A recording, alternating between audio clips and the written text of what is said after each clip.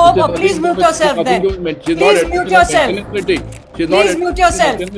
All right, this is unbecoming conduct. इस मन से आपको एक बात बोल रहे हैं कि ममता का क्षमता 2026 में बंगाल आपको दिखाएगा, 2026 में आपको दिखाएगा। और ये नाम याद रखिएगा, ममता बनर्जी बंगाल की नारी, हवाई चप्पल सफेद साड़ी, एक नाड़ी 100 पे भारी। खेला होगा, दिल्ली का लड्डू खाया है, अब बंगाल का रसगुल्ला और राजभोग खिला के आपको अब की बार यमुना पार भेजेंगे। तू हिंदू बनेगा न मुसलमान बनेगा, इंसान की औलाद है, इंसान बनेगा। शोषी दी बोले छे, अरे धरती को तुमने बांट दिए, चांद सितारों का क्या होगा? कि धरती को तुमने बांट दिए, चांद सितारों का क्या होगा? नदियों के कुछ कुछ नाम रखे, बहती धारों का क्या होगा? बहती गंगा भी पानी है, आबे जमजम भी पानी है। कि बहती गंगा भी पानी है, आबे जमजम भी पानी है। मुल्ला पिए पंडित पिए, पानी का मजहब क्या होगा? जहां दोस्तों ममता के वकील का रौद्र रूप देख सहम गए शाह के टॉप वकील, बोलती भी हुई बंद। दीदी का रुतबा क्या है भाई साहब, बता दिया, दिखा दिया, समझा दिया। दोस्तों ममता की क्षमता 2026 में बंगाल देखेगा, दिखाएगा। यह नाम याद रखिए, ममता बनर्जी बंगाल की नारी, हवाई चप्पल सफेद साड़ी, एक नारी 100 पर भारी। दोस्तों यह आवाज पश्चिम बंगाल से टीएमसी सांसद सयानी घोष की है। पश्चिम बंगाल में ममता बनर्जी के रुतबे का कमोबेश यही क्रेज है, लेकिन दोस्तों लगता है यह बात गृह मंत्री अमित शाह के टॉप वकील भूल गए तो पश्चिम बंगाल में ममता बनर्जी के वकील उन्हें इस तरह से याद उन्होंने दिलाई कि सकपका गए, हैरत में पड़ गए। दोस्तों ममता के वकील ने इस अंदाज में उन्हें फटकार लगाई, उसे सुनकर मुझे लगता है कि शाह के वकील अपनी वरिष्ठता के एकाधिकार को भूल ही गए होंगे। नमस्कार, खबर क्या आपको बताएंगे। आप द राजनीति का विशेष सेगमेंट देख रहे हैं, मैं हूं आपके साथ यासूब रजा। दोस्तों पिछले विधानसभा चुनाव में प्रधानमंत्री नरेंद्र मोदी ने पश्चिम बंगाल की मुख्यमंत्री ममता बनर्जी को दीदी ओ दीदी कह के पुकारा था, दीदी ओ दीदी। तब बंगाल की जनता ने यह बता दिया था, दीदी ओ दीदी। पीएम मोदी की ओर से ममता बनर्जी को कहना उन्होंने कितने गंभीरता से लिया। बंगाल की जनता ने बीजेपी के सपने को ही ध्वस्त करके दिखा दिया। यही ममता बनर्जी का क्रेज है, जो भी उन्हें पहचानता है उनका अपमान नहीं सह सकता है। अपमान करने वालों को वो उन्हीं के अंदाज में जवाब देता है। हाईकोर्ट में गृह मंत्री अमित शाह के टॉप वकील ने कुछ ऐसे ही गलती कर दी और यह बात ममता बनर्जी के वकील को नागवार गुजरी।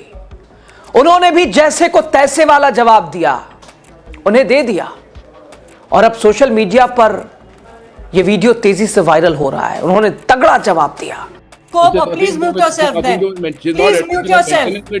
Please mute yourself. All right, this is unbecoming conduct. And the next time you want to, as law officer, refer to a sitting chief minister by her name, give her the dignity of calling her the chief minister of a state, a multi-term chief minister. There is a certain decorum to be maintained in a courtroom, Mr. Raju.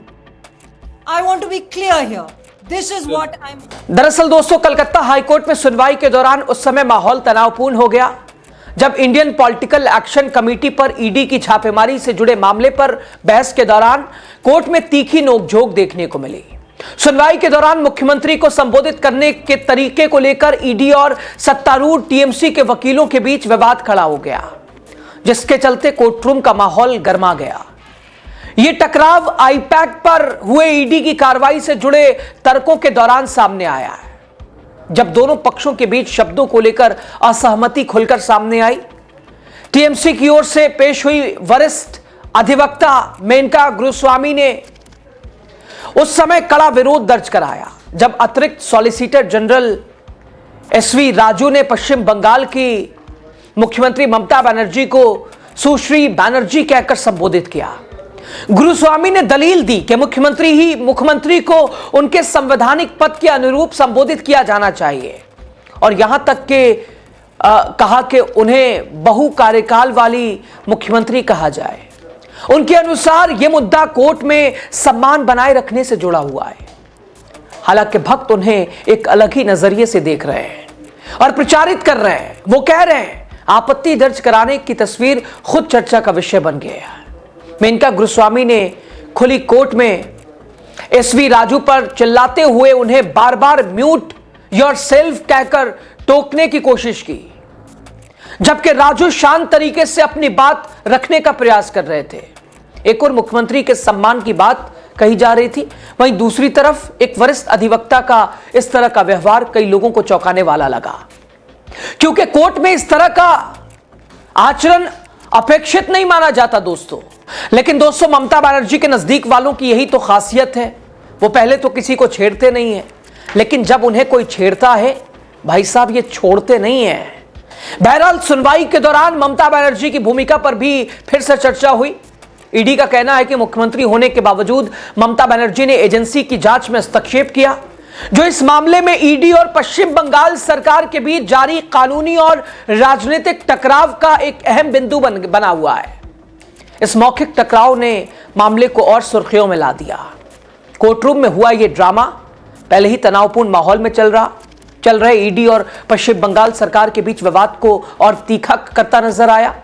हालांकि दोस्तों, अभी की स्थिति पश्चिम बंगाल की मुख्यमंत्री ममता बनर्जी की हालत कुछ और है। 15 जनवरी को सुप्रीम कोर्ट में जस्टिस प्रशांत कुमार मिश्रा, जस्टिस एजी मसीह की बेंच ने कहा कि देश में कानून के शासन का पालन सुनिश्चित करने, संस्थानों को स्वतंत्र रूप से काम करने के लिए इस मामले की जांच जरूरी है। सुनवाई के दौरान ईडी की ओर से पेश सॉलिसिटर जनरल तुषार मेहता ने पश्चिम बंगाल की स्थिति को चिंताजनक बताया। जस्टिस प्रशांत कुमार मिश्रा और जस्टिस विपुल पंचौली की बेंच ने कहा, सरकार ईडी के काम में दखल न डाले, एजेंसी को अपने काम को करने दे। दोस्तों, सुप्रीम कोर्ट ने 3 फरवरी को अगली सुनवाई तक ईडी अधिकारियों के खिलाफ दर्ज एफआईआर भी रोक लगा दी है। आपको बता दें कि ईडी ने 8 जनवरी को टीएमसी के आईटी हेड और आईपैक डायरेक्टर प्रतीक जैन के घर और कंपनी से जुड़े ठिकानों पर छापा मारा। जांच एजेंसी का आरोप है कि इस दौरान सीएम ममता वहां बंगाल पुलिस के अफसरों के साथ पहुंची और अपने साथ सबूत लेकर चली गई। इससे पहले मुख्यमंत्री ममता बनर्जी ने चुनाव आयोग पर गंभीर आरोप लगाए थे।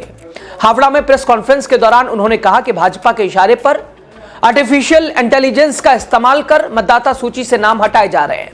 ममता बनर्जी ने दावा किया कि एसआईआर प्रक्रिया के दौरान अब तक 84 लोगों की मौत हो चुकी है। उन्होंने कहा कि इन मौतों की जिम्मेदारी चुनाव आयोग और भाजपा की है। उन्होंने यह भी आरोप लगाया कि झारखंड, बिहार और उड़ीसा से लोगों को लाकर बंगाल में मतदान कराने की साजिश भी की जा रही है। तो यानी ये था दोस्तों ममता बनर्जी का तेवर, ये अंदाज, ये रौद्र रूप। और आज वही नजारा कोर्ट रूम में भी दिखाई दिया। ममता के वकील का ये रौद्र रूप आपने देखा, और जिससे शाह के टॉप वकील की बोलती बंद हो गई।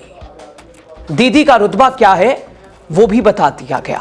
दोस्तों, ममता बनर्जी का रुतबा, उनका वकार, उनकी जगह, उनकी क्षमता निश्चित तौर पर 2026 में बंगाल देखेगा।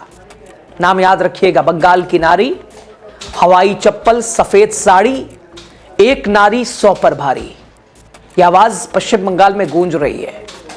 टीएमसी सांसद सयानी घोष ने तो आवाज लगाई, लेकिन पूरा बंगाल ममता में दिखाई दे रहा है। और पिछले चुनाव में मोदी जी का ओ दीदी दीदी ओ दीदी सबका जवाब पिछले चुनाव में भी मिला, इस चुनाव में भी साइड इफेक्ट वैसा ही रहेगा। आपकी राय क्या है इस पर जरूर बताइएगा।